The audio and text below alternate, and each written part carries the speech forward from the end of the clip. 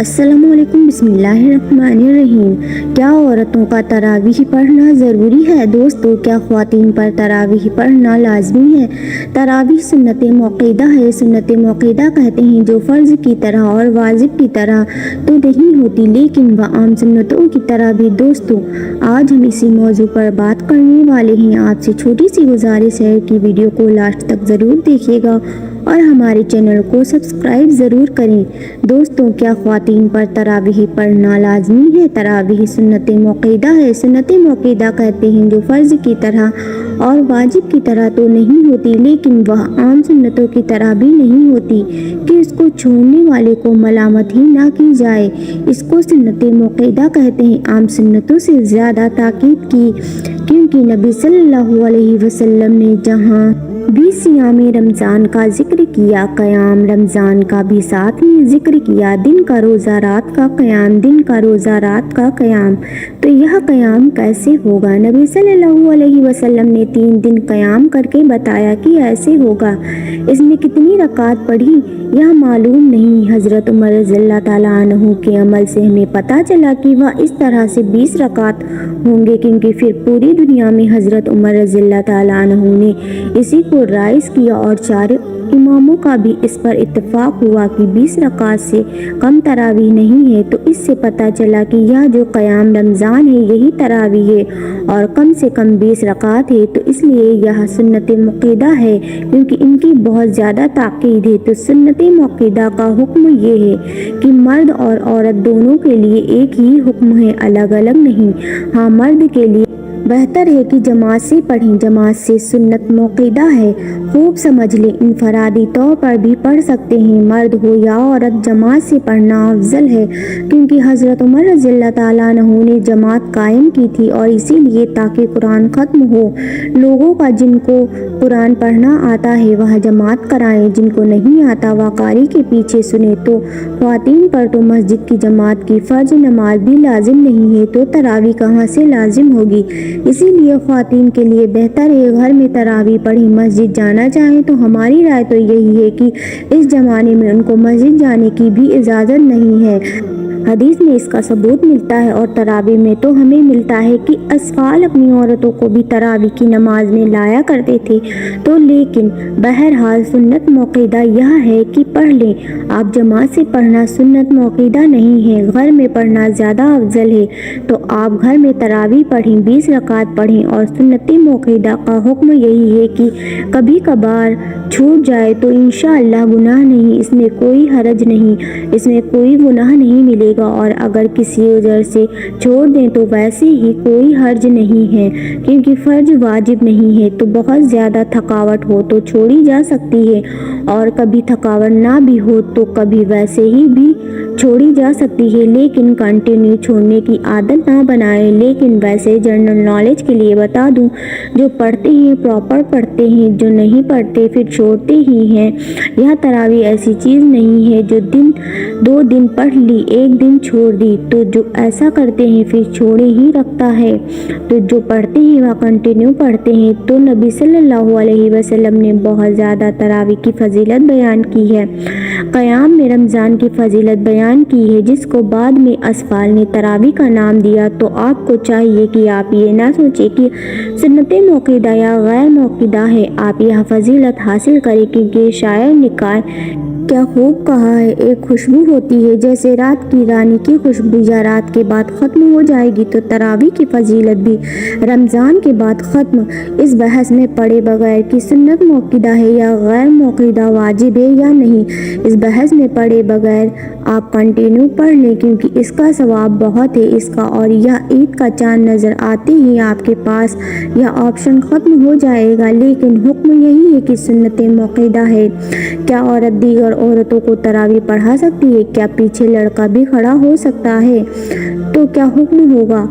औरत की इमामत में अगर लड़का पीछे खड़ा हो जाए तो उस लड़के की तो नमाज ही नहीं होगी, क्योंकि मर्द को तो मर्द ही इमामत कर सकता है, लेकिन औरत की इमामत करे। तो हमें इस बारे में एक रिवायत हज़रत आयशा रज़ियल्लाहु ताला عنہا سے ملتی ہے، لیکن اصفال نے نہ اس پر عمل کیا، نہ ہمیں کوئی اس کی نبی صلی اللہ علیہ وسلم سے اس کی کوئی حوصلہ افزائی ملی، نہ کسی فقیہ نے اس عمل کو پسندیدہ عمل قرار دیا۔ یہی وجہ ہے کہ خلفائے راشدین کے دور میں بھی ایسا نہیں ہوا، بعد میں بھی ایسا نہیں ہوا اور ہمیشہ مرد کی امامت کرتے رہے۔ تو اسی لیے حضرت عائشہ رضی اللہ تعالیٰ عنہا کے اس عمل سے یہ پتہ چلتا ہے کہ اگر کوئی عورت ایسا کر لے گی تو پیچھے عورتوں کی نماز ہو جائے گی، لیکن یہ عمل پسندیدہ نہیں ہے۔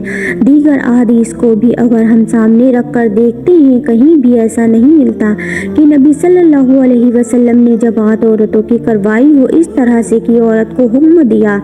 مثال کے طور پر آپ صلی اللہ علیہ وسلم کی جماعت مسجد سے نکل جاتی تو آپ گھر میں آ کے امہات کو اپنے پیچھے کھڑا کر کے خود نماز پڑھاتے تھے، اور یہ بھی نہیں ہے کہ آپ صلی اللہ علیہ وسلم نے خواتین کو جب حکم دیا تھا کہ تمہاری گھر کی نماز مسجد سے بہتر ہے تو گھر میں آپ نے ان کو انفرادی نماز کا حکم دیا ہے۔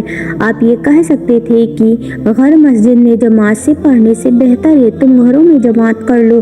اگر اس کی اجازت ہوتی تو جیسے کہ آج کل بہت سے اسکالر فتویٰ دے رہے ہیں کہ عورت کو نماز پڑھا سکتی ہے، اگر ایسا ہوتا تو کتنی عورتوں کو پھر گھر میں انفرادی نماز کا حکم تھوڑی ہوتا، بلکہ عورتوں کو یہ حکم دیا جاتا ہے کہ گھر میں اپنی جماعت کرا لیں۔ لیکن ہمیں کہیں بھی نہیں ملتا، تو صرف ایک حدیث کو دیکھ کر کبھی فیصلہ نہیں کیا جاتا، باقی بھی تمام حدیث کو دیکھا جاتا ہے۔ تو ان تمام احادیث کو دیکھ کر فقہا نے جو استدلال کیا وہ یہ ہے کہ اگر عورت کو نماز پڑھا دے تو نماز ہو تو جائے گی، لیکن یہ عمل بہرحال مکروہ اور ناپسندیدہ ہے، یہ قابل تعجب عمل نہیں ہے۔ اسی لیے خواتین کو چاہیے کہ وہ انفرادی نماز پڑھے، جماعت سے پڑھنی ہے تو مرد کو امام بنائیں، اس کی ادا میں نماز پڑھیں، اور اگر بالفرض عورت کو نماز پڑھاتی ہیں مکروہ ہونے کے باوجود وہ کہتی ہے کہ نہیں شوق ہے اس کو پڑھانے کا، تو پھر خواتین امام جو ہے وہ صف کے بیچ میں کھڑی ہوگی، وہ آگے نہیں کھڑی ہوگی، کیونکہ نماز میں عورت کو بہت زیادہ سمٹنے کا اور پردے کا حکم ہے، ایکسپوز ہونے کی اجازت نہیں ہے۔ تو اس میں پھر یہ ہے کہ وہ خواتین جیسے حضرت عائشہ رضی اللہ تعالیٰ عنہا کے بارے میں یہی ہے کہ خواتین کے بیچ میں تھی، تو وہ پھر آگے جانے کے بجائے جہاں صف ہے اسی کے بیچ میں وہ عورت کھڑی ہو کر نماز پڑھائے گی۔ مسجد قریب ہوتے ہوئے گھر میں تراویح کا اہتمام کرنا، اگر مسجد کے قریب ہو تو گھر میں تراویح پڑھنے کا اہتمام کرنا کیسا ہے؟ تراویح جماعت سے مسجد سے لازم نہیں ہے، سنت موقدہ کفایہ ہے کہ پورے محلے میں ایک جماعت بھی ہو تو سب سے سنت موقدہ ثابت ہو جاتی ہے۔ البتہ تراویح پڑھنا سنت موقدہ ہے، یعنی اگر آپ جماعت سے نہیں بھی پڑھتے تو انفرادی طور پر پڑھیں۔ باقی آپ نے کہا مسجد قریب میں ہے، تو مسجد اگر قریب میں ہے تو بہتر یہی ہے کہ مسجد میں تراویح پڑھیں، کیونکہ اس کا ثواب زیادہ ہے۔ لیکن اگر کوئی مسجد نہیں پڑھتا، گھر میں بھی جماعت کر لیتا ہے تو بھی جائز ہے۔ باقی یہ کہ مسجد میں پڑھنا زیادہ بہتر، کیونکہ وجہ اس کی یہ ہے کہ حضرت عمر رضی اللہ تعالیٰ عنہ نے مسجد میں تمام جو مختلف جماعت تھی ان کو ایک امام پر جمع کیا، اور صحابہ نے اس عمل کو بہت پسند کیا، اور حضرت علی رضی اللہ تعالیٰ عنہ نے فرمایا کرتے تھے کہ اللہ عمر پر رحم کرے، انہوں نے ہماری مسجدوں کو رونق بخشی۔ تو تراویح جو یہ ہے مسجد کی رونق ہے، اور سب لوگ اپنے گھروں میں پڑھنا شروع کر دیں گے تو مسجد میں رونق ختم ہو جائے گی۔ تو اسی لیے افضل یہ ہے کہ مسجد میں آپ جماعت سے جا کر تراویح کی نماز پڑھیں تاکہ مسجد کی رونق بحال ہو۔ ہاں، حضرت عمر رضی اللہ تعالیٰ عنہ گھر میں پڑھا کرتے تھے، اس کی وجہ یہ تھی کہ آپ خود حافظ قرآن تھے، جو خود قرآن پڑھنا جانتا ہو تو اس کے لیے بہتر یہی ہے کہ وہ خود سے پڑھے، تلاوت کرے اور گھر میں نماز پڑھے، اس کا قرآن مکمل اور قرآن کا دورہ ہو جائے۔ لیکن جو غیر حافظ ہیں ان کے لیے افضل یہی ہے کہ مسجد میں جماعت سے نماز پڑھیں، مسجد میں نہیں پڑھتے، گھر میں کسی کے پیچھے نماز پڑھ لیتے ہیں۔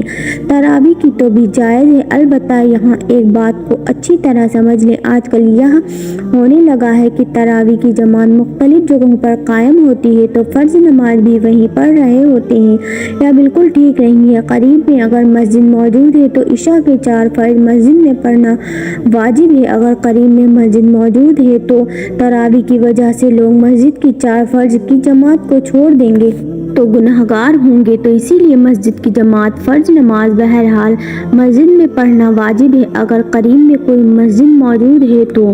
دوستو، اللہ پاک ہمیں نیک عمل کرنے کی توفیق عطا فرمائے اور ہمارا خاتمہ ایمان پر فرمائے۔ اللہ پاک میری اور آپ کی بخشش فرمائے، آمین۔ اللہ پاک رمضان کے روزے رکھنے کی توفیق عطا فرمائے، آمین۔